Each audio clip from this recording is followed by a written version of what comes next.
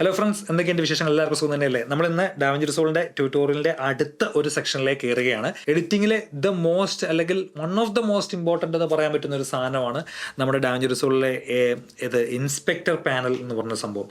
അവിടെയാണ് നമ്മൾ ക്ലിപ്പുകൾക്ക് കുറേ മോഡിഫിക്കേഷൻ കൊടുക്കുന്നത്. അവിടെയാണ് നമ്മൾ ഈ ഇടുന്ന എഫക്റ്റുകളെയൊക്കെ മോഡിഫൈ ചെയ്യുന്നത്. അവിടെ ഒരുപാട് ഓപ്ഷൻസ് ഉണ്ട്, ഒരുപാട് കാര്യങ്ങൾ നമുക്ക് ചെയ്യാൻ പറ്റുന്നുണ്ട്. സോ വിത്തൗട്ട് ഫർദർ ഡ്യൂ നമുക്ക് സമയം കളയാണ്ട് നേരെ തുടങ്ങാം. വാ പോരെ. സോ എവിടെയാണ് ഇൻസ്പെക്ടർ പാനൽ കിടക്കുന്നതെന്ന് ചോദിച്ചു കഴിഞ്ഞാൽ ഇത് ഈ ഭാഗത്തായിട്ട് നമ്മൾ ഈ ടോപ്പ് കോർണറിൽ ഇൻസ്പെക്ടർ പാനൽ ഉണ്ടാവും. നമ്മൾ വന്നു കഴിഞ്ഞാൽ ഒരുപാട് ഓപ്ഷൻസ് ഇവിടെ കാണാൻ പറ്റും. ട്രാൻസ്ഫോം ഉണ്ട്, ക്രോപ്പിംഗ് ഉണ്ട്, ഡൈനാമിക് സൂം ഉണ്ട്, കോമ്പോസിറ്റ് ഉണ്ട്, സ്പീഡ് ചേഞ്ച് ഉണ്ട്, സ്റ്റെബിലൈസേഷൻ ഉണ്ട്, ലെൻസ് കറക്ഷൻ ഉണ്ട്, റിയൽ ടൈം ആൻഡ് സ്കെയിലിംഗ് ഉണ്ട്, സൂപ്പർ സ്കെയിൽ ഉണ്ട്. അപ്പം ഇതിൻ്റെ അത് ചില കാര്യങ്ങൾ ഇതിൻ്റെ നമ്മുടെ ഫ്രീ വേർഷനിൽ ഉണ്ടാവില്ല. എൻ്റെ ഊക്കം ശരിയാണെങ്കിൽ ലെൻസ് കറക്ഷൻ ഉണ്ടാവില്ല, സ്പീഡ് ഡ്രോപ്പിംഗ് ഒപ്റ്റിക്കൽ ഫ്ലോ വെച്ചുള്ള സ്പീഡ് ഡ്രോപ്പിംഗ് എന്ന് പറഞ്ഞ സംഭവം ഉണ്ടാവില്ല. പക്ഷെ ബാക്കിയുള്ള എല്ലാ കാര്യങ്ങളും ഉണ്ടാവും. എങ്കിലും ഞാൻ നിങ്ങൾക്ക് ഒരു ബിഗിനർ നിലയിൽ എഡിറ്റ് ചെയ്യേണ്ട എല്ലാ കാര്യങ്ങളും നമ്മൾ പട്ടപ്പെട്ടെ നിങ്ങൾ പറഞ്ഞങ്ങ് പോകാൻ പോകാം കേട്ടോ. സോ ട്രാൻസ്ഫോം വർക്ക് ചെയ്യണമെങ്കിൽ നമ്മളൊരു ക്ലിപ്പ് സെലക്ട് ആയിരിക്കണം. ആ സെലക്ട് ആയിരിക്കുന്ന ക്ലിപ്പിൻ്റെ ഒരു എഡിറ്റ് ആയിരിക്കും നമ്മൾ ഇവിടെ ചെയ്യാൻ പോകുന്നത്. നമുക്കിവിടെ വന്നു കഴിഞ്ഞാൽ ട്രാൻസ്ഫോം ക്ലിക്ക് ചെയ്ത് ഇവിടെ വന്നു കഴിഞ്ഞാൽ വീഡിയോ ഉണ്ട്, ഓഡിയോ ഉണ്ട്, പിന്നെ ഫയലുണ്ട്, എഫക്ട്സ് ഉണ്ട്, ട്രാൻസിഷൻ ഉണ്ട്, ഇമേജ് ഉണ്ട്. അപ്പോൾ ഇതൊക്കെ എന്താണെന്ന് വെച്ച് കഴിഞ്ഞാൽ നമ്മൾ ഏതിനൊക്കെയാണോ ഇട്ടിരിക്കുന്നത്, ഇപ്പോൾ നമ്മൾ ഈ വീഡിയോയ്ക്ക് ഇവിടുന്ന് ഒരു ക്രോസ് ഡിസോൾവ് കൊണ്ട് ഇട്ട് കഴിഞ്ഞാൽ പിന്നെ അവിടെ ട്രാൻസിഷൻ നിങ്ങൾക്ക് ഇവിടെ തെളിയുന്ന കാണാൻ പറ്റും. അപ്പോൾ നമുക്ക് അതിൻ്റെ സംഭവങ്ങൾ ഇവിടെ ചെയ്യാൻ പറ്റും. ഇനി അതുപോലെ തന്നെ നമ്മളിപ്പോൾ ഒരു വേറെ ഒരു ഓപ്പൺ എഫക്ട്സ് ഗേർഷ്യൻ ബ്ലർ എന്നൊരു സംഭവം കൊണ്ട് ഇട്ട് കഴിഞ്ഞാൽ അവിടെ എഫക്ട്സിൻ്റെ ഭാഗത്ത് വീണ്ടും നമുക്കത് കൺട്രോൾ ചെയ്യാനുള്ള ഓപ്ഷനും. സോ ബേസിക്കലി നമ്മൾ ഏത് എഫക്റ്റ് എന്താണ് അവിടെ കൊണ്ടുപോയിടുന്നത് അതാണ് ഇവിടെ സംഭവിക്കാൻ പോകുന്നത്. നമുക്ക് ഇമേജ് ആണെങ്കിൽ ഇമേജിൻ്റെ സെറ്റിങ്സ് ഉണ്ടാകും. അതുപോലെ തന്നെ അങ്ങേ അറ്റത്ത് പോയി കഴിഞ്ഞാൽ ഫയൽ കാണും. ഫയലിൻ്റെ ഡീറ്റെയിൽസ് ആണ്, ഫയൽ എന്തൊക്കെയാണ്, എങ്ങനെയുള്ള കാര്യങ്ങളൊക്കെ ഉള്ളൂ. അവിടെ നമുക്ക് അങ്ങോട്ട് പോകേണ്ട ആവശ്യം പോലും ഇല്ല, കാരണം നമുക്കറിയാം നമ്മുടെ ഫയൽ എന്താണെന്നുള്ള കാര്യം. ഇനി വീഡിയോയിലേക്ക് വരാം. എന്തൊക്കെയാണ് ഇവിടെ ഉള്ളത്? നമുക്ക് അത്യാവശ്യം വൃത്തി ഉള്ള ഒരു ക്ലിപ്പ് എടുക്കാം. ഓക്കെ, ഇവിടെ ഇപ്പം നമ്മൾ നടന്നു പോകുന്ന ഒരു ക്ലിപ്പുണ്ട്. ഓക്കെ, നമുക്ക് ട്രാൻസ്ഫോമിലേക്ക് വരാം. ട്രാൻസ്ഫോമിലേക്ക് വന്നു കഴിഞ്ഞാൽ നമ്മൾ ഈ ഭാഗത്തുനിന്ന് ശ്രദ്ധിക്കുക, ഇവിടെ എല്ലാം ഓരോ കുഞ്ഞ് ഡോട്ടുകൾ കാണും. അത് നമ്മളിപ്പോൾ എക്സ്പ്ലെയിൻ ചെയ്യുന്നില്ല, അത് കീ ഫ്രെയിമിംഗ് ആണ്. കീ ഫ്രെയിമിംഗ് ഒരു സെപ്പറേറ്റ് വീഡിയോ ആയിട്ട് ചെയ്യാം, കാരണം അതിൻ്റെ കൺസെപ്റ്റ്സും കാര്യങ്ങളൊക്കെ നിങ്ങൾക്ക് മനസ്സിലാണെങ്കിൽ അതാണ് കൂടുതൽ എളുപ്പം. ഇവിടെ നമുക്കൊരു എല്ലാത്തിലും ഒരു അൺഡു പോലത്തെ ഒരു സാധനമുണ്ട്. അത് നമ്മൾ എന്തെങ്കിലും ഒരു എഡിറ്റോടെ കൊണ്ടുവന്നു കഴിഞ്ഞാൽ അത് റീസെറ്റ് ചെയ്യാനാണ്.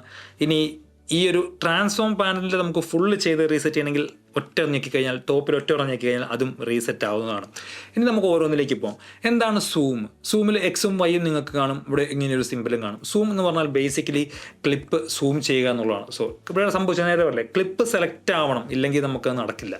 സോ ക്ലിപ്പ് സെലക്ട് ആയി, അല്ലെങ്കിൽ നമ്മൾ ഇതിനു മുമ്പ് നേരത്തെ ഏത് ക്ലിപ്പാണോ സെലക്ട് ആയി അതായിരിക്കും സൂം ആകാൻ പോകുന്നത്. അപ്പോൾ എപ്പോഴും ശ്രദ്ധിക്കുക, ട്രാൻസ്ഫോമിലേക്ക് പോകുമ്പോൾ നമ്മൾ ഉദ്ദേശിക്കുന്ന ക്ലിപ്പ് ഒന്ന് സെലക്ട് ആയിരിക്കണം എന്നുള്ള കാര്യം ഉറപ്പ് വരുത്താം. ക്ലിപ്പ് സെലക്ട് ആയി, അതിനുശേഷം നമുക്ക് സൂമിലേക്ക് പോകാം. സൂം എന്ന് പറഞ്ഞാൽ ബേസിക്കലി ക്ലിപ്പ് സൂം ചെയ്യുകയാണ്. ഇവിടെ ഈ ലിങ്ക് സംഭവം ഓൺ ആയതുകൊണ്ട്, അല്ലെങ്കിൽ അതിങ്ങനെ കത്തി കിടക്കുന്നുണ്ടെങ്കിൽ അതിൻ്റെ അർത്ഥം രണ്ടും തമ്മിൽ ലിങ്ക്ഡ് ആണ്, നമുക്ക് ഒരേപോലെ സൂം ആവുള്ളൂ എന്നാണ്. പക്ഷേ ഇത് അൺലിങ്ക് ആക്കുകയാണെങ്കിൽ നിങ്ങൾക്ക് എക്സിനെ തന്നെ സൂം ചെയ്യാം, വൈനെ തന്നെ സൂം ചെയ്യാം, മുകളിലേക്ക് താഴോട്ടൊക്കെ ആയിട്ട്. അപ്പോൾ അതാണ് എക്സും വൈയും എന്ന് പറഞ്ഞു കഴിഞ്ഞാൽ. പൊസിഷൻ എന്ന് പറഞ്ഞു കഴിഞ്ഞാൽ വീണ്ടും എക്സും വൈയും നമുക്കറിയാം രണ്ട് സൈഡിലേക്ക് മാറ്റുന്നതാണ് പൊസിഷൻ. എക്സ് എന്ന് പറഞ്ഞാൽ ഈ രണ്ട് സൈഡിലേക്കാണ്, വൈ എന്ന് പറഞ്ഞു കഴിഞ്ഞാൽ ടോപ്പും ബോട്ടവുമാണ്. അപ്പം അത് നമുക്ക് മനസ്സിലായി. ഇനി റൊട്ടേഷൻ ആംഗിൾ എന്ന് പറഞ്ഞാൽ നമുക്ക് ക്ലിപ്പിനെ റൊട്ടേറ്റ് ചെയ്യാൻ വേണ്ടിയുള്ള സംഭവമാണ്. അതിനൊരു ആങ്കർ പോയിന്റ് ഉണ്ട്, അത് ഞാൻ പറഞ്ഞുതരാം. അതെങ്ങനെയാണെന്ന് വെച്ച് കഴിഞ്ഞാൽ ഇപ്പം ഈ പറയുന്ന എല്ലാ സാധനവും നമുക്ക് ഇവിടെയുള്ളൊരു സംഭവം വെച്ച് വർക്ക് ചെയ്യാം. അത് വളരെ എളുപ്പമുള്ള ഒരു പരിപാടിയാണ്. അത് ഞാൻ പറഞ്ഞുതരാം. അതൊരു ക്ലിക്കാണ്. അത് ഇവിടെ നമ്മൾ അങ്ങോട്ട് ജമ്പ് ചെയ്യാണ്, കാരണം രണ്ടും തമ്മിൽ കണക്റ്റഡാണ്. ഈ ഭാഗത്തേക്ക് നിങ്ങൾ വന്നു കഴിഞ്ഞാൽ, ഞാൻ എഫക്ട്സ് പാനൽ ഓഫ് ആക്കട്ടെ, ഈ ഭാഗത്തേക്ക് വന്നു കഴിഞ്ഞാൽ ഇവിടെ ഇങ്ങനെ ഒരു സാധനം കാണും. അവിടുത്തെ താഴോട്ട് വന്നു കഴിഞ്ഞാൽ നിങ്ങൾക്ക് transform, crop, dynamic zoom, open effects overlay, fusion overlay, annotations, smart reframe, ഇങ്ങനെയുള്ള കുറച്ച് ഓപ്ഷൻസ് കാണും. ഇവിടെ സൂക്ഷിച്ച് നോക്കിയൊക്കെ മനസ്സിലാവും. ഇവിടെ കാണുന്ന ട്രാൻസ്ഫോം ഇവിടെയുണ്ട്, ക്രോപ്പ് ഇവിടെയുണ്ട്, ഡൈനാമിക് സൂം തൊട്ട് താഴെയുണ്ട്, കോമ്പോസിറ്റ് ഇല്ല, പിന്നെ ഫ്യൂഷൻ ഓവർലേ, ഇങ്ങനത്തെ കാര്യങ്ങൾ. അപ്പോൾ നമുക്ക് ആദ്യത്തെ 3 എണ്ണങ്ങൾ നമുക്ക് ഇവിടെ തന്നെ ചെയ്യാവുന്നുള്ളൂ. ഇപ്പോൾ ഈ ട്രാൻസ്ഫോം നമ്മൾ ക്ലിക്ക് ചെയ്ത് കഴിഞ്ഞാൽ നമുക്കിവിടെ ഇങ്ങനെയൊരു ഐക്കൺ വരും. നോക്കുക, മൊത്തത്തിൽ ഇങ്ങനെയൊരു സംഭവം വരും. നമുക്ക് ഈ പറഞ്ഞ ട്രാൻസ്ഫോം ഇതുകൊണ്ട് ചെയ്യാം. കണ്ടോ, ഇതുണ്ട്. നമ്മൾ ഈ കോർണറിൽ വെച്ച് ആക്കി കഴിഞ്ഞാൽ യൂണിഫോം ആയിട്ട് പോവുകയും ഇവത്തെ ഞെക്കി ആക്കി കഴിഞ്ഞാൽ നമ്മൾ നേരത്തെ പറഞ്ഞ പോലെ അൺലിങ്ക് ആയിട്ട് വരികയും ചെയ്യും. നമുക്ക് വേണമെങ്കിൽ ഇവിടെ ചെയ്യാം. എൻ്റെ ഒരു അഭിപ്രായത്തിൽ വളരെ പെട്ടെന്ന് ചെയ്യേണ്ട ചില കാര്യങ്ങൾ, ലൈക്ക് വളരെ സിമ്പിളായിട്ട് ചെയ്യേണ്ട കാര്യങ്ങൾക്കൊക്കെ നമുക്കിത് ഉപയോഗിക്കാം. അത്ര പ്രിസിഷൻ ഒന്നും വേണ്ട. പക്ഷേ കാരണം നമുക്കിത് പലപ്പോഴും കൈവിട്ട് പോകാൻ സാധ്യതയുണ്ട്. പക്ഷേ നല്ല പ്രിസിഷൻ വേണമെങ്കിൽ നിങ്ങൾക്ക് ഇത് വെച്ച് വളരെ മൈന്യൂട്ട് നമ്പേഴ്സായിട്ട് അഡ്ജസ്റ്റ് ചെയ്യാൻ പറ്റും. അതാണ് ഇവിടെ നമ്മൾ വന്നു കഴിഞ്ഞാൽ ട്രാൻസ്ഫോം ടൂൾ. ട്രാൻസ്ഫോമിൻ്റെ ഉള്ളിൽ തന്നെ നമുക്ക് ഈ പറഞ്ഞ എല്ലാ ഫീച്ചേഴ്സും ഇവിടെ അവൈലബിൾ ആണ്. പൊസിഷനൊക്കെ അവൈലബിൾ ആണ്. നമുക്ക് ക്ലിപ്പ് പിടിച്ച് ഞെക്കിക്കൊണ്ട് ഡ്രാഗ് ചെയ്ത് കഴിഞ്ഞാൽ പൊസിഷനൊക്കെ അവൈലബിൾ ആണ്.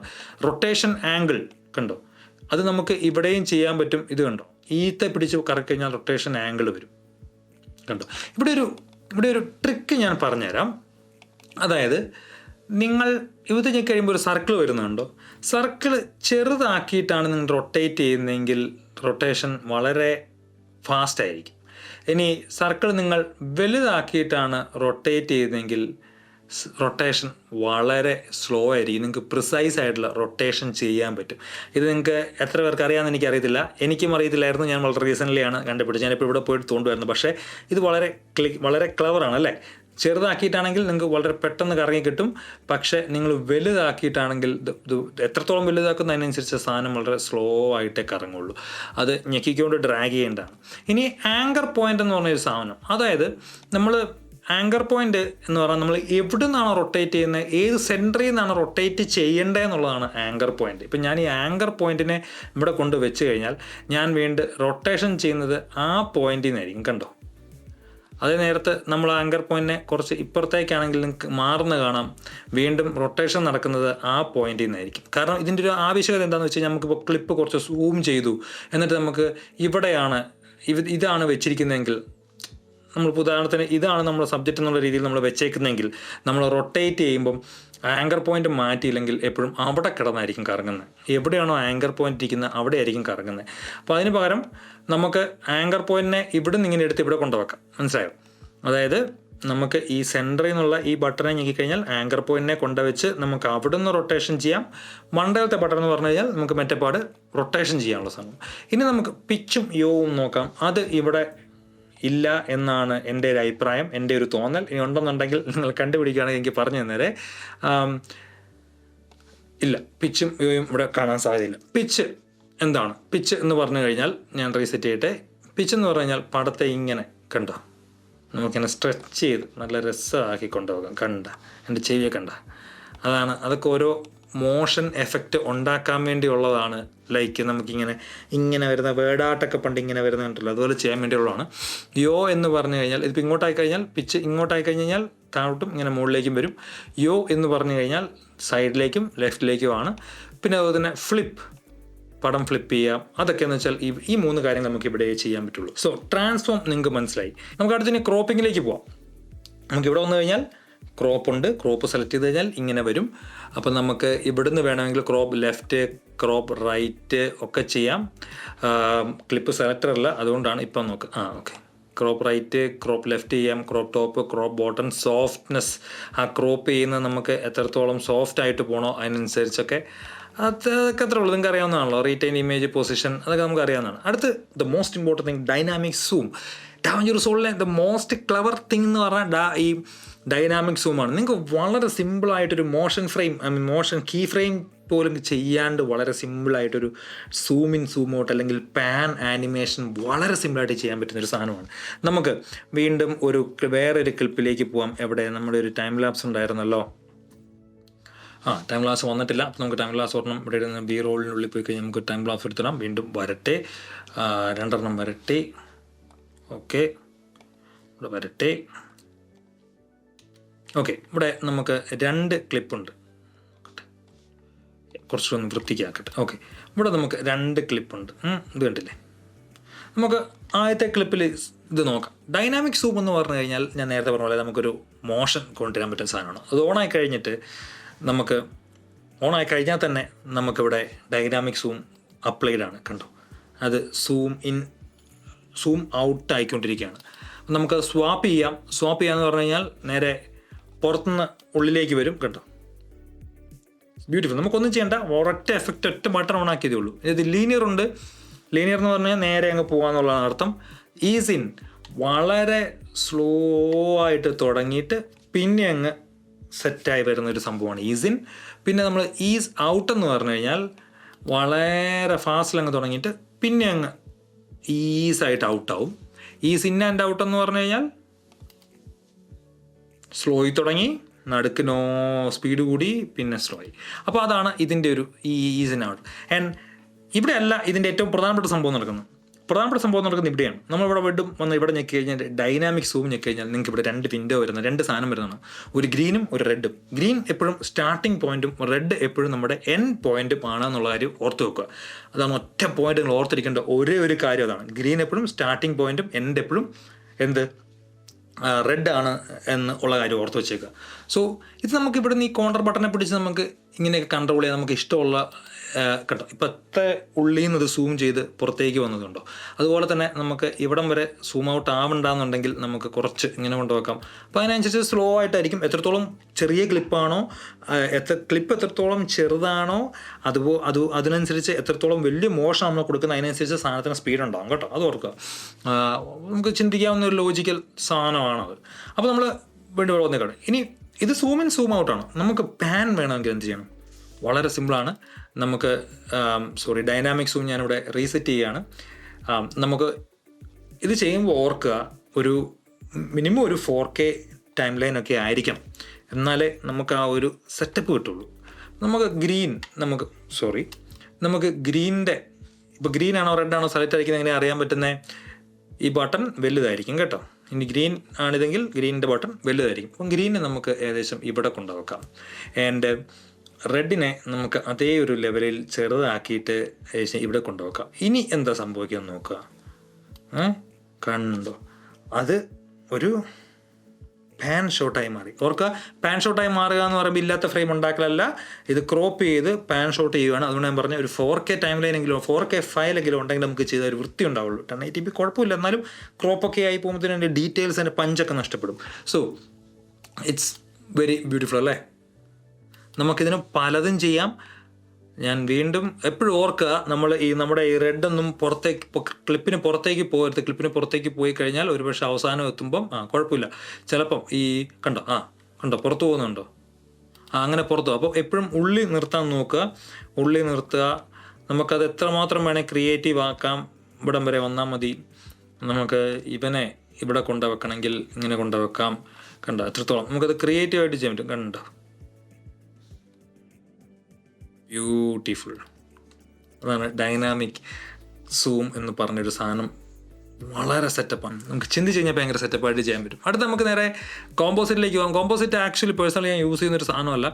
കോമ്പോസിറ്റ് ആ കൂടി നമ്മൾ ഉപയോഗിക്കുന്നത് കളർ ഗ്രേഡിങ്ങിൻ്റെ ഇടയ്ക്ക് മാത്രമേ ഉള്ളൂ. ഇതെന്ന് വെച്ചാൽ ക്ലിപ്പിൻ്റെ ആ ഒരു കളർ ബേൺ കാര്യങ്ങളൊക്കെ നിങ്ങളിത് ഉപയോഗിച്ചിട്ടില്ല. നമ്മുടെ ഫോട്ടോഷോപ്പ് അറിയാവുന്നവർക്ക് അറിയാമല്ലോ ഈ ഒരു സംഭവം എന്തൊക്കെയാണെന്നുള്ള കാര്യം. അപ്പോൾ അത്രേ ഉള്ളൂ സംഭവങ്ങൾ. ഡാർക്ക് അങ്ങനത്തെ കാര്യങ്ങളൊക്കെയാണ്. പക്ഷേ ഞാനിതിനകത്ത് ഉപയോഗിക്കുന്ന ഒരേ ഒരു സാധനം വെച്ചാൽ ഒപ്പാസിറ്റിയാണ്. മണ്ടയിലുള്ള സാധനത്തിൻ്റെ ഒപ്പാസിറ്റി കുറയ്ക്കാൻ ഞാൻ കീ ഫ്രെയിം ചെയ്യാറുണ്ട്. ഇതിൻ്റെ ഓരോ മോഡ്സും നമുക്ക് വളരെ പതുക്കെ പിന്നെ പഠിക്കാം. ആസ് എ ബിഗിനർ നമ്മളൊന്നും അത്ര കോംപ്ലക്സിലേക്ക് പോകണ്ട. അപ്പോൾ ഇനി നമുക്ക് നേരെ സ്പീഡ് ചേഞ്ചിലേക്ക് പോകാം. അതായത് സ്പീഡ് ചേഞ്ച് എന്താണെന്നുള്ള കാര്യം കണ്ടു നോക്കാം. അപ്പോൾ ഇന്നത്തെ ഈ വീഡിയോ എന്ന് പറഞ്ഞാൽ ഇപ്പോൾ നേരെ കണ്ടിന്യൂസ് ആയിട്ട് എടുത്തതല്ല. ഇത് ഞാൻ വേറെ ഒരു ദിവസം എടുത്ത കഴിഞ്ഞ ദിവസം എടുത്ത് എനിക്ക് തീർക്കാൻ പറ്റിയില്ല, ചില സാങ്കേതിക തടസ്സങ്ങളാൽ. എനിവേ, സ്പീഡ് ചേഞ്ച് എന്താണെന്ന് നമുക്ക് നോക്കാം. സ്പീഡ് ചേഞ്ച് ബേസിക്കലി നമുക്ക് വീഡിയോയുടെ ക്ലിപ്പിൻ്റെ സ്പീഡ് കൂട്ടാനും സ്പീഡ് കുറയ്ക്കാനും എന്നൊരു സാധനം മാത്രമേ ഉള്ളൂ. വേറെ ഒന്നും അതിൻ്റെ അത് ഉദ്ദേശിക്കുന്നില്ല. കുറച്ച് ഓപ്ഷൻസ് ഉണ്ട്, ഞാൻ പറഞ്ഞുതരാം. നമുക്കിവിടെ വന്നു കഴിഞ്ഞാൽ ആദ്യം നമുക്ക് ഈ 2 ഡയറികൾ ഞാൻ പരിചയപ്പെടുത്താം. സ്പീഡ് നമുക്ക് എത്രത്തോളം വേണം എത്രത്തോളം വേണ്ട എന്നുള്ള കാര്യമാണ്. സ്പീഡ് 100% നമുക്ക് ഇങ്ങനെ കൂട്ടിക്കൊണ്ട് പോകാം. കൂട്ടുന്നതനുസരിച്ച് നമുക്കിവിടെ വന്നു കഴിഞ്ഞാൽ ഈ ക്ലിപ്പിൻ്റെ നീളം കുറയുന്നത് കാണും. കാരണം കണ്ടോ, അത് സ്പീഡായി. ഇനിയും സ്പീഡ് കുറയ്ക്കണമെങ്കിൽ നമുക്ക് കുറയ്ക്കാം. എപ്പോഴും ഓർക്കുക, നമ്മൾ 24 FPS എടുത്തൊരു ഫൂട്ടേജ് നമ്മൾ വീണ്ടും താഴോട്ട് പോകുമ്പോൾ ഒരു സെക്കൻഡിൽ 24 FPS ഫ്രെയിമിലാണ് നമ്മൾ വർക്ക് ചെയ്യുന്നതെങ്കിൽ ഒബ്വിയസ്ലി അതിലും താഴെയുള്ള ഒരു ഫ്രെയിം റേറ്റിൽ നമ്മൾ വർക്ക് ചെയ്യില്ല. നമ്മുടെ മൂവി മിനിമം 24 FPS വർക്ക് ചെയ്യുന്നത്. അപ്പോൾ അതിൻ്റെ താഴോട്ട് പോകുമ്പോൾ സംഭവിക്കുന്ന പ്രശ്നം എന്താണെന്ന് വെച്ച് കഴിഞ്ഞാൽ ഒരു സെക്കൻഡിൽ ആവശ്യമുള്ള ഫ്രെയിമില്ല, നമുക്ക് ഇങ്ങനെ വെട്ടി വരുന്നതൊക്കെ കാണാം. ഞാൻ കാണിച്ചു തരാം. അപ്പോൾ ഞാനിതിപ്പോൾ ഒരു 10% ഇട്ടു എന്ന് വിചാരിച്ചോ. 10% ഇട്ട് കഴിഞ്ഞാൽ നിങ്ങൾക്ക് കാണാൻ പറ്റും ഓരോ ഫ്രെയിം പോലെ, ഓരോ ഫോട്ടോയുടെ ഒരു ഇതുപോലെ നമുക്ക് കാണാൻ പറ്റുന്നത്. അപ്പോൾ എപ്പോഴും ശ്രദ്ധിക്കുക, നമ്മൾ ആ 24 FPS താഴോട്ട് നമ്മൾ പോകാണ്ടിരിക്കാൻ നോക്കാം. അത് നമ്മൾ ആദ്യം ചെയ്യേണ്ടത് 50 FPS അല്ലെങ്കിൽ നമുക്ക് സ്ലോ മോഷൻ ആക്കേണ്ട ഫൂട്ടേജ് 60 FPS അല്ലെങ്കിൽ 120 FPS മിനിമം ഷൂട്ട് ചെയ്യുക എന്നുള്ളൊരു ഓപ്ഷനാണ് നമുക്കുള്ളത്.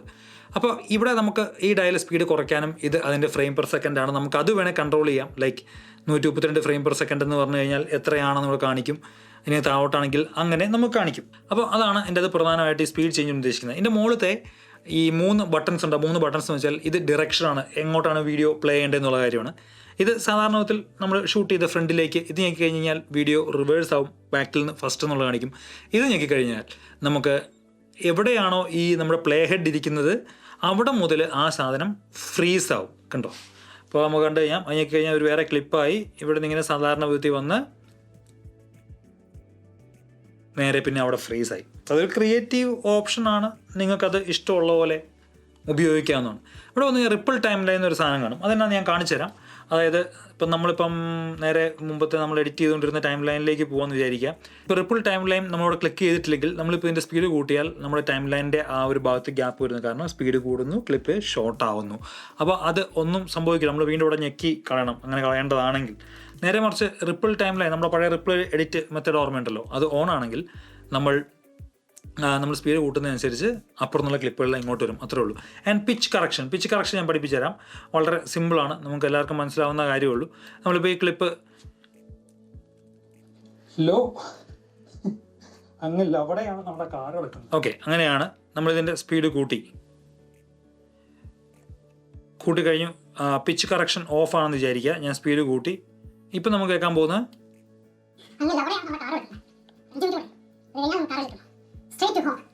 ഓക്കെ അങ്ങനെ കേൾക്കുന്നത്. പക്ഷേ അത് നേരത്തെ നമ്മൾ പിച്ച് കറക്ഷൻ ഓൺ ആക്കിയിട്ടാണ് നമ്മൾ സ്പീഡ് കൂട്ടുന്നതെങ്കിൽ നമ്മളുടെ പിച്ച് അത് മെയിൻറ്റെയിൻ ചെയ്യും, പക്ഷേ സ്പീഡ് ഉണ്ടാവും.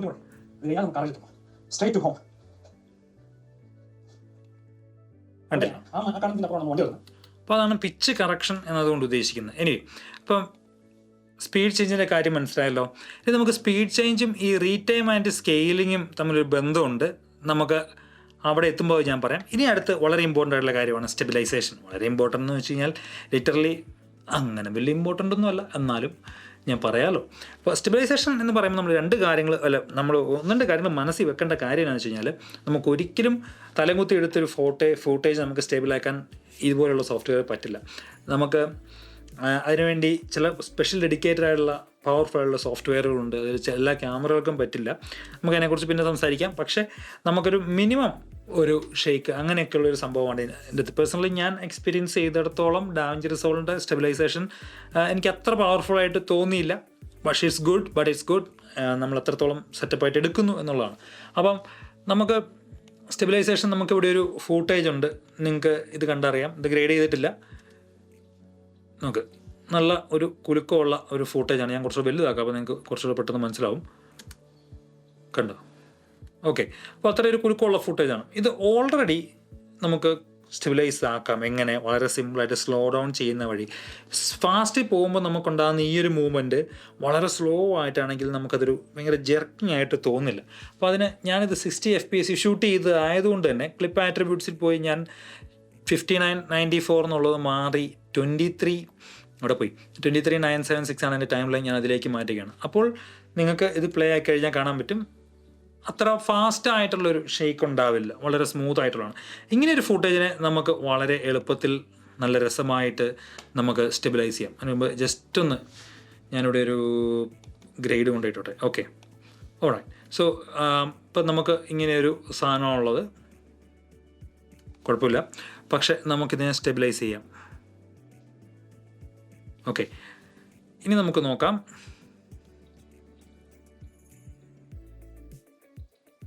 വലിയ മോശമില്ല, എന്നാലും നമുക്ക് ചെയ്യാൻ പറ്റും. മോശമില്ലാത്ത നമ്മൾ നടക്കുവാണല്ലോ, അപ്പോൾ എന്നാലും കുഴപ്പമില്ലാത്തൊരു സംഭവം വരും. നമുക്കിവിടെ 3 ഓപ്ഷൻസ് കാണാൻ പറ്റും: perspective, similarity and translation. Perspective എന്ന് പറഞ്ഞാൽ നമ്മുടെ പ്രീമിയം പ്രോയ്ക്കകത്തെ വാം സ്റ്റെബിലൈസർ പോലത്തെ ഒരു സംഭവമാണ്. സിമിലാരിറ്റി എന്ന് പറഞ്ഞു കഴിഞ്ഞാൽ നമ്മളുടെ ഈ പാൻ, ടിൽറ്റ്, റൊട്ടേഷൻ എല്ലാം അനലൈസ് ചെയ്യും. കംപ്ലീറ്റ് ക്ലിപ്പിൻ്റെ ഓരോ ഫ്രെയിമുകളെ അനലൈസ് ചെയ്ത് അത് ബാലൻസ് ചെയ്ത് തരും. പിന്നെ നമ്മളുടെ ട്രാൻസ്ലേഷൻ എന്ന് പറഞ്ഞു കഴിഞ്ഞാൽ വളരെ പാനും ടിൽറ്റും കണ്ട് മാത്രമേ സംഭവിക്കുള്ളൂ. നമുക്കത് ഇത് ഇന്നതാണ് എന്ന് നമുക്ക് അറിഞ്ഞിട്ട് വലിയ കാര്യമൊന്നുമില്ല. പക്ഷെ ചെയ്യാൻ പറ്റുന്നൊരു കാര്യം എന്ന് വെച്ച് കഴിഞ്ഞാൽ വളരെ ക്ലിയറായിട്ട് എടുക്കാൻ നോക്കുക. രണ്ടാമത്തെ കാര്യം എന്ന് വെച്ച് കഴിഞ്ഞാൽ നമ്മൾ 3 ഒരു ട്രയൽ ആൻഡ് എററിൽ ചെയ്ത് നോക്കുക എന്നുള്ള കാര്യമാണ്. അപ്പോൾ നമുക്ക് ഓരോ ക്ലിപ്പിനും ചിലപ്പോൾ ഓരോന്നായിരിക്കും സംഭവിക്കുക. ചിലപ്പോൾ സോഫ്റ്റ്വെയർ ഓരോ രീതിയിൽ അനലൈസ് ചെയ്തിട്ട് നമുക്ക് തരും. അപ്പോൾ അതൊന്ന് മനസ്സിലാക്കിയാൽ മതി. അപ്പോൾ നമുക്കിവിടെ പെർസ്പെക്റ്റീവാണ് ഞാൻ നേരത്തെ നോക്കിയാൽ ഞാൻ കുറച്ചുകൂടെ വർക്ക് ചെയ്ത്. ക്യാമറ ലോക്ക് എന്നൊരു ഓപ്ഷൻ ഉണ്ട്. ക്യാമറ ലോക്ക് എന്ന് പറഞ്ഞു കഴിഞ്ഞാൽ ലൈക്ക് സ്റ്റേബിൾ ആയിട്ടുള്ളൊരു ഫൂട്ടേജ്, അതായത് ഒറ്റ വിഷനുള്ള മൂവ്മെൻ്റ് ഒന്നും ഇല്ലാത്തൊരു ഫൂട്ടേജിൽ വന്ന ഷെയ്ക്ക്. ലൈക്ക് ഞാനിപ്പോൾ ഒരു സീനറി, എൻ്റെ ട്രൈപോഡ് ഉണ്ടായിരുന്നു, പക്ഷേ എൻ്റെ ട്രൈപോഡേ വെച്ചെടുക്കേണ്ടതായിരുന്നു, പക്ഷേ എൻ്റെ ട്രൈപോഡ് ഇല്ല. അത് ഞാനിങ്ങനെ കയ്യിലെടുത്തൊരു ഒറ്റ ഷോട്ട് സ്ട്രെയിറ്റ്. ആ ഷോട്ട് നമുക്കെന്ത് സംഭവിച്ചു, കൈ വന്ന ചെറിയ മൂവ്മെൻറ്റ്. സോ സിംഗിൾ, മനസ്സിലായില്ലേ? അപ്പോൾ ആ ഒരു ഫ്രെയിംസിനെ നമുക്ക് ഒറ്റ ഫ്രെയിമാക്കി കാണിക്കാൻ വേണ്ടിയുള്ളതാണ്, അല്ലെങ്കിൽ അങ്ങനെയുള്ള ഒരു സാധനത്തെ, മനസ്സിലായില്ലേ? അപ്പോൾ അങ്ങനെയുള്ളൊരു ഷോട്ടിനെ സ്റ്റെബിലൈസ് ചെയ്യാൻ വേണ്ടിയാണ് ക്യാമറ ലോക്ക്. സാധാരണ ഷോട്ടിൽ അത് പറ്റില്ല, കാരണം അത് ചെയ്ത് കഴിഞ്ഞാൽ ഇങ്ങനെ എന്തൊക്കെയോ ആയിരിക്കും, കണ്ടില്ലേ? അപ്പോൾ അത് നടക്കില്ല.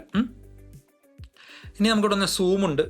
അതായത് സംഭവം എന്താണെന്ന് വെച്ച് കഴിഞ്ഞാൽ നമ്മളിപ്പോൾ ഇതിനെ സ്റ്റെബിലൈസ് ചെയ്ത് കഴിയുമ്പോൾ നമുക്ക് ഈ ഒരു ഭാഗങ്ങൾ, നിങ്ങൾ ഇത് സൂം ഔട്ട് ചെയ്ത് ഈ മൂലയ്ക്ക് നോക്കിക്കഴിഞ്ഞാൽ കാണും. ഇതിനെ സ്റ്റെബിലൈസ് ചെയ്യുന്ന ഇങ്ങനെ ഓരോ ഫ്രെയിമിനെ അനലൈസ് ചെയ്ത് ക്രോപ്പ് ചെയ്ത് ചേർത്ത് വെക്കുകയാണ്. അപ്പം അതിനുവേണ്ടി വന്നൊരു ഗ്യാപ്പ് ഉണ്ട് ഇവിടെ, കണ്ടില്ലേ? ഇവിടെ ഒരു ഗ്യാപ്പ്, ബ്ലാക്ക് ഗ്യാപ്പ് ഉണ്ട്. കുറച്ച് മുമ്പോട്ട് പോയി കഴിഞ്ഞാൽ ഇവിടെയൊക്കെ കണ്ട ഈ ഒരു ഭാഗത്ത് നോക്കിയാൽ മതി. അപ്പം അത് അവോയ്ഡ് ചെയ്ത് നമുക്ക് സൂം ചെയ്ത് തരികയാണ്. അത്രയും ഭാഗം ക്രോപ്പ് ചെയ്ത് കളഞ്ഞ് തരികയാണ്. ചെയ്യുമ്പോൾ ഒന്ന് സൂമായി. ഓക്കെ, നമുക്ക് അടുത്ത ഓപ്ഷനിലേക്ക് പോകാം. ക്രോപ്പിംഗ് റേഷ്യോ, അതായത് എത്രത്തോളം സെറ്റപ്പായിട്ട് ക്രോപ്പ് ചെയ്ത് ഈ സംഭവം ചെയ്യണം എന്നുള്ളതാണ് ക്രോപ്പിംഗ് റേഷ്യോ കൊണ്ട് ഉദ്ദേശിക്കുന്നത്. നമ്മൾ ക്രോപ്പിംഗ് റേഷ്യോ കൂട്ടിയിടും തോറും കൂടുതൽ പവർഫുൾ ആയിട്ടുള്ളൊരു സ്റ്റെബിലൈസേഷൻ നമുക്ക് കിട്ടും. കണ്ടില്ലേ? കുറേയും കൂടെ സ്റ്റെബിലൈസേഷൻ സെറ്റപ്പായിട്ടുണ്ട്. അതുപോലെ തന്നെ സ്മൂത്ത് എന്ന് പറഞ്ഞു കഴിഞ്ഞാൽ, പക്ഷേ അപ്പോൾ ക്രോപ്പിംഗ് റേഷ്യോ കൂട്ടിയിടുമ്പോൾ എന്താ, ഫൂട്ടേജ് ക്രോപ്പായി പോകും. അടുത്ത സ്മൂത്താണ്. എത്രത്തോളം സ്മൂത്തായിട്ട് നമുക്ക് സ്റ്റെബിലൈസേഷൻ വേണം. ഡീഫോൾട്ടായിട്ട് ഇത് കിടക്കുന്ന ഇവിടെയാണ്, ഏത് നമ്മൾ 250-ലാണ്. നമുക്ക് നല്ല സ്മൂത്ത് ആക്കണമെങ്കിൽ സ്മൂത്ത് ആക്കിയിട്ട് സ്റ്റെബിലൈസേഷൻ കൊടുക്കാം. അപ്പം ഒന്നുകൂടെ കുഴപ്പമില്ലാത്ത വിധത്തിലേക്കൊരു സംഭവത്തിലേക്ക് വരും. വീണ്ടും നമുക്ക് സ്ട്രെങ്ത് ഉണ്ട്, അത് എത്രത്തോളം സ്ട്രോങ് ആയിരിക്കണം എന്നുള്ള കാര്യമാണ് ഉദ്ദേശിക്കുന്നത്. നമുക്ക് വേണമെങ്കിൽ സിമിലാരിറ്റി ഒന്ന് ഇട്ട് നോക്കാം. സിമിലാരിറ്റി ഇട്ടിട്ടൊന്ന് സ്റ്റെബിലൈസ് ചെയ്ത് കഴിയുമ്പോൾ എന്താണ് സംഭവിക്കുന്നത് നോക്കാം. ഈ ഫൂട്ടേജിൽ വലിയ സിമിലാരിറ്റിക്ക് ഒരു ചെറിയ പ്രശ്നമുണ്ട്. ഓരോ ഫൂട്ടേജിന് ഓരോ ചെറിയൊരു വോബ്ലി എഫക്റ്റ് ഉണ്ട്. അതായത് എനിക്ക് ഈ ഫൂട്ടേജിന് മനസ്സിലായത് എന്താണ്, പെർസ്പെക്റ്റീവാണ് കുറച്ചുകൂടെ സെറ്റപ്പ് എന്നാണ് മനസ്സിലായത്. അപ്പോൾ സ്മൂത്തൊക്കെ നമ്മളിതെല്ലാം ഒരു ട്രയൽ ആൻഡ് എററിൽ ട്രൈ ചെയ്ത് നോക്കിയാലേ നമുക്ക് മനസ്സിലാവുള്ളൂ. നമുക്ക് അടുത്തേക്ക് പോവാം. ലെൻസ് കറക്ഷൻ നിങ്ങൾക്കില്ല, അതുകൊണ്ട് ഞാൻ അതിനെക്കുറിച്ച് പറയുന്നില്ല. നമുക്കിനി retime and scaling. This is the most important part of എന്ത്, സ്പീഡ് ചേഞ്ചിൻ്റെ അകത്ത് വളരെ ഇമ്പോർട്ടൻ്റ് ആണ്. സ്ലോ മോഷൻ ചെയ്യുന്നവർക്ക് വളരെ ഇമ്പോർട്ടൻ്റ് ആയിട്ടുള്ളൊരു സാധനമാണ്. ഓക്കെ, നമുക്ക് ഈ ഒരു ഫൂട്ടേജ് കണ്ട് നോക്കാം. ഇതിൻ്റെ അകത്ത് സ്റ്റെബിലൈസേഷൻ ഞാൻ ഓഫ് ആക്കട്ടെ. ഇത് ഓൾറെഡി ഞാൻ 23 FPS മാറ്റി, അതുകൊണ്ടാണ് ഇതിങ്ങനെ സ്മൂത്തായിട്ട് ഇരിക്കുന്നത്, കണ്ടില്ലേ? അപ്പോൾ അതുകൊണ്ടാണ് ഇതിങ്ങനെ സ്മൂത്തായിട്ടിരിക്കുന്നത്. എനിക്കൊരു 18% അല്ല 23% ഞാനതിനെ, 23% അല്ല ഉദ്ദേശിച്ചത്, ഞാൻ 5 ഫ്രെയിം പെർ സെക്കൻഡിലേക്ക് അത് സ്ലോ ഡൗൺ ചെയ്തു. അപ്പം എന്താ സംഭവിക്കുന്നതെന്ന് വെച്ച് കഴിഞ്ഞാൽ നിങ്ങൾക്കറിയാം, വളരെ ചോപ്പിയാണ്. ഇനി ഈ ചോപ്പിനെസ്സിനെ അവോയ്ഡ് ചെയ്യാൻ വേണ്ടിയുള്ള ഓപ്ഷനാണ് നമുക്ക് ഈ താഴെ കാണുന്ന റീടൈം പ്രോസസ്സ് എന്നുള്ള സംഭവം. ഇവിടെ ചെന്ന് കഴിഞ്ഞാൽ നമുക്ക് പ്രൊജക്റ്റ് സെറ്റിങ്സ് ആണ് ഡീഫോൾട്ടായിട്ട് കിടക്കുന്നത്. നമുക്ക് അതിൻ്റെ അർത്ഥം അത് 20 ഇങ്ങനെ തന്നെ പ്ലേ ചെയ്യും. അടുത്ത് നമുക്കൊരു ഓപ്ഷൻ നിയറസ്റ്റ് എന്ന് പറഞ്ഞൊരു ഓപ്ഷൻ ഉണ്ട്. നിയറസ്റ്റ് എന്ന് പറഞ്ഞു കഴിഞ്ഞാൽ തൊട്ടടുത്തുള്ള ഫ്രെയിമുകളിൽ നിന്നൊക്കെ ഡാവിഞ്ചി റിസോൾവ് ഒന്ന് മനസ്സിലാക്കി നമുക്കൊരു കുറച്ച് സെറ്റപ്പ് ആക്കി തരാൻ നോക്കും. പക്ഷേ അതൊന്നും ഇവിടെ അധികം വർക്കാവില്ല. പക്ഷേ നമ്മൾ ഇത്രയും സ്ലോ ഡൗൺ ആക്കിയത് കൊണ്ടാണ് കേട്ടോ. ഇനി അടുത്തേക്ക് നമ്മൾ പോയി കഴിഞ്ഞാൽ ഫ്രെയിം ബ്ലെൻഡ് എന്നുള്ളൊരു സംഭവമുണ്ട്. നമുക്ക് ഇത്ര സ്ലോ ആക്കണ്ട, നമുക്കൊരു 46 ഒരു 52 കിടക്കട്ടെ. അപ്പോഴും ഫ്രെയിം ബ്ലെൻഡ് ചുറ്റുപാടുള്ള ഫ്രെയിമുകളൊക്കെ മനസ്സിലാക്കി ബ്ലെൻഡ് ചെയ്ത് തരുന്നു. Optical flow, and that's A most powerful one. ഇതുകൊണ്ട് മാത്രം കാര്യമില്ല കേട്ടോ, ഇതിന് താഴെ വേറെ സെറ്റിങ്സ് ഉണ്ട്, അത് ഞങ്ങൾ പറഞ്ഞുതരാം. അപ്പോൾ ഒപ്റ്റിക്കൽ ഫ്ലോ എന്ന് പറഞ്ഞാൽ that's A most powerful one. അത് ആ ഫ്ലോ മെയിൻറ്റെയിൻ ചെയ്ത് നമുക്ക് ഫില്ലാക്കി തരും. പക്ഷേ ഇതിനൊക്കെ കൊണ്ട് മാത്രം കാര്യമില്ല. പക്ഷെ എന്നാലും ലുക്ക്, ആ ചോപ്പിനെസ് ഒക്കെ പോയത് കണ്ടോ. പക്ഷെ optical flow will be very hard on your device. Like നിങ്ങളുടെ ഡിവൈസിന് ഭയങ്കര പവർ വേണം, ഭയങ്കരമല്ല അത്യാവശ്യം പവർ വേണം, ഇല്ലെങ്കിൽ ഇത് നടക്കില്ല. ഇനി മോഷൻ എസ്റ്റിമേഷൻ എന്ന് പറഞ്ഞാൽ തൊട്ട് താഴെ കാണുന്നൊരു സാധനമുണ്ട്. അതിലാണ് ഇതിൻ്റെ പ്രധാനപ്പെട്ട സംഭവങ്ങളൊക്കെ നടക്കുന്നത്. സ്റ്റാൻഡേർഡ് ഫാസ്റ്റർ ആണെങ്കിൽ വലിയ മോശമില്ല. അതിനകത്ത് എങ്ങനെയാണെന്ന് വെച്ചാൽ പ്രൊജക്റ്റ് സെറ്റിങ്സ് ഒന്നുമില്ല, പക്ഷേ speed warp is the most powerful one എന്നാണ് നമുക്ക് അടുത്ത് മനസ്സിലാക്കണം. അതിൻ്റെ ഇടയ്ക്കുള്ള പല പല ഓപ്ഷൻസ് ആണ് എൻഹാൻസ്ഡ് ബെറ്റർ സ്പീഡ് വാപ്പ് തുടങ്ങിയ കാര്യങ്ങളൊക്കെ. അപ്പോൾ നമുക്ക് കുറച്ചുകൂടെ ബെറ്റർ ആക്കി തരും. ഇതിൻ്റെ ബെസ്റ്റ് കോമ്പിനേഷൻ ഈസ് എന്ന് പറഞ്ഞു കഴിഞ്ഞാൽ ഒപ്റ്റിക്കൽ ഫ്ലോ പ്ലസ് സ്പീഡ് വാപ്പാണ്. അത് ഭയങ്കരമാണിത്. ഞാൻ ഇട്ട് കഴിഞ്ഞാൽ നോക്കട്ടെ, കണ്ടോ ഇവിടെ 1 ഫ്രെയിം പെർ സെക്കൻഡിലൊക്കെയാണ് സാധനം പ്ലേ ആകുന്നത്. അതുകൊണ്ടാണ് ഇപ്പോൾ ഈ ചോപ്പിനെസ് കാണിക്കുന്നത്. പക്ഷേ ഞാനത് അങ്ങനെ ചെയ്തിട്ട് നിങ്ങൾക്ക് ഞാനിത് ഒരു വേറെ ഫുട്ടേജ് ആക്കി റെൻഡർ ചെയ്ത് വെച്ചിട്ടുണ്ട്. ഞാൻ കാണിച്ചു തരാം. Look, butter smooth. അതായത് ഡാവിഞ്ചി റിസോൾവ് എന്താ ചെയ്യുന്നതിൻ്റെ അകത്ത് മിസ്സായി പോയിട്ടുള്ള അല്ലെങ്കിൽ നമ്മൾ സ്ലോ ഡൗൺ ആക്കിയപ്പോൾ നമുക്കില്ലാതിരുന്ന ഫ്രെയിമിനെ ഫൂട്ടേജ് മൊത്തം മനസ്സിലാക്കി പുതിയ ഫ്രെയിമുകൾ അതിൻ്റെ ഇടയ്ക്ക് ഫില്ല് ചെയ്ത് തരും. And most of the part it will be all right. പക്ഷേ ഇത് ഈ പറഞ്ഞ പോലെ തന്നെ സിസ്റ്റത്തിന് ഭയങ്കര ഡിമാൻഡിങ് ആയതുകൊണ്ട് തന്നെ എല്ലാ സിസ്റ്റത്തിലും ഇത് വർക്ക് ചെയ്യില്ല. നിങ്ങളുടെ സിസ്റ്റം പുകയാൻ തുടങ്ങും. പക്ഷേ ഇത് വളരെ സെറ്റപ്പാണ് കണ്ടോ. സോ ബേസിക്കലി എന്താ പറയുക, basically make things right in the camera first. ആദ്യം ക്യാമറയിൽ സെറ്റപ്പാക്കി എടുക്കുക, എന്നിട്ട് ഈ പരിപാടിക്ക് നിൽക്കുക എന്നുള്ളതാണ് അതിൻ്റെ ഏറ്റവും വലിയൊരു സംഭവം. അപ്പോൾ അതാണ് നമ്മളുടെ ഈ 3 കാര്യങ്ങൾ. തൊട്ട് താഴെ സ്കെയിലിംഗ് ഉണ്ട്. എങ്ങനെ സ്കെയിൽ ചെയ്യണം എന്ന കാര്യം നമ്മൾ വലിയ കാര്യമായിട്ട് ബാധിക്കേണ്ട, ഇതൊന്നും ശ്രദ്ധിക്കേണ്ട കാര്യമില്ല. നമുക്കതൊക്കെ ഇൻഡെപ്ത് ആയിട്ടുള്ള ട്യൂട്ടോറിയലിലേക്ക് വരുമ്പോൾ മാത്രം മനസ്സിലാക്കിയാൽ മതേണ്ട കാര്യമാണ്. ബേസിക്സ് ബിഗിനറിന് എൻ്റെ ഒന്നും ആവശ്യമില്ല. മനസ്സിലാക്കേണ്ട ഒരേ ഒരു കാര്യം ഏറ്റവും ബെസ്റ്റ് ഒപ്റ്റിക്കൽ ഫ്ലോ ആണ്. ഇതൊക്കെ ഒന്നിട്ട് ട്രൈ ചെയ്ത് നോക്കുക എന്നുള്ള കാര്യമാണ്. ഇനി സൂപ്പർ സ്കെയിൽ എന്ന് പറഞ്ഞ സാധനമുണ്ട്. അതും നിങ്ങൾക്ക് ഉണ്ടാവില്ല, കാരണം അത് പ്രീമിയത്തിൻ്റെ അകത്തുള്ള ഒരു സംഭവമാണ്. ഓക്കെ, സോ ഇൻസ്പെക്ടറിലെ പ്രധാനപ്പെട്ട കാര്യങ്ങൾ കഴിഞ്ഞു. ലോങ് വീഡിയോ ആണ്, ഐ എം സോറി. പക്ഷെ ഇനി നമുക്ക് ഇൻസ്പെക്ടറിൻ്റെ അകത്തെ ഓഡിയോയുടെ കാര്യം കൂടെ നോക്കിയിട്ട് നമുക്ക് ഈ പരിപാടി ഇവിടെ നിർത്താം. അതിനുശേഷം നമുക്ക് ഈ ബാക്കിയുള്ള ഈ ഭാഗത്ത് കാണുന്ന എഫക്ട്സ്, ട്രാൻസിഷൻ, ഇമേജ് ഒക്കെ നമുക്ക് എഫക്ട്സും ട്രാൻസിഷനും ചെയ്യുമ്പോൾ നമുക്ക് കാണാം. അത് ഇപ്പം തന്നെ ഞാൻ എടുക്കും, അടുത്ത ദിവസം വരുന്നതായിരിക്കും. സോ ഓഡിയോ, നമ്മളിപ്പോൾ ഓഡിയോ ഉള്ളൊരു ക്ലിപ്പ് സെലക്ട് ചെയ്താൽ മാത്രമേ ഓഡിയോയുടെ ഭാഗം ഇവിടെ കത്തി വരികയുള്ളൂ. അപ്പോൾ ക്ലിപ്പ് സെലക്ട് ചെയ്തു, നമുക്ക് ഓഡിയോ ഉണ്ട്. നമുക്ക് ഓഡിയോയിൽ ബേസിക് ആയിട്ടുള്ള ചില എഡിറ്റ് വരുത്താൻ ഇത് ഉപകാരമാണ്. ലൈക്ക് ഓഡിയോയിലേക്ക് പോയി കഴിഞ്ഞാൽ നിങ്ങൾക്ക് വോളിയം കാണാൻ പറ്റും. ഞങ്ങളുടെ വോളിയം ഞാൻ കുറയ്ക്കുകയും കൂട്ടുകയും ചെയ്യുമ്പം ഇതിൻ്റെ അത് മൊത്തത്തിൽ ഇവിടത്തുള്ള വേവ് ലെന്ത് കുറയുന്നതും കൂടുന്ന, വേവ് ലെന്ത് അല്ല, വേവ് എന്തെങ്കിലും വേട്ടെ, ഇതിൻ്റെ ഈ സംഭവം, ഈ വേവിൻ്റെ ഡയഗ്രാം, ഇതിൻ്റെ സംഭവം ചെറുതാണെന്ന് കാണാൻ പറ്റും. പിന്നെ ഇതിൻ്റെ അകത്ത് പാൻ എന്ന് പറഞ്ഞൊരു സാധനമുണ്ട്. അതായത് നമുക്ക് 2 സ്പീക്കർ ഉണ്ടാവുമല്ലോ. അപ്പോൾ ഈ 2 സ്പീക്കറിൽ എങ്ങോട്ടാണത് കേൾക്കണ്ടേ എന്നുള്ള കാര്യമാണ്. ചിലപ്പോൾ നമുക്കൊരു ഡയലോഗ് അയാൾ അവിടെ നിന്ന് ഇങ്ങോട്ട് നടന്നു പോകുന്നൊരു സംഭവമാണ്. അപ്പം അയാൾ അവിടെ നിന്ന് സംസാരിച്ച ഡയലോഗ് നമുക്ക് അവിടെ നിന്ന് കേൾക്കണം എന്നാണെങ്കിൽ നമുക്കത് ഈ ഭാഗത്തേക്ക് മാറ്റി കൊടുത്താൽ എൻ്റെ ഈ സ്പീക്കറിനെ അത് കേൾക്കുകയുള്ളൂ. പിന്നെ അടുത്ത വോയിസ് ഐസൊലേഷൻ, ഡയലോഗ് ലെവലർ, ഇത് രണ്ടും നിങ്ങൾക്കില്ല, പെയ്ഡ് വേർഷനിലായിരിക്കും ഉണ്ടാവുക. പിന്നെ പിച്ച്, സെമി ടോൺസ്, ഇതൊക്കെ എന്ന് വെച്ചാൽ ചെറിയ സെറ്റ് സാധനങ്ങളാണ്. നമ്മളതൊന്നും ചെയ്യാൻ പോകുന്നില്ല, നിങ്ങൾക്ക് കാണാൻ പറ്റും.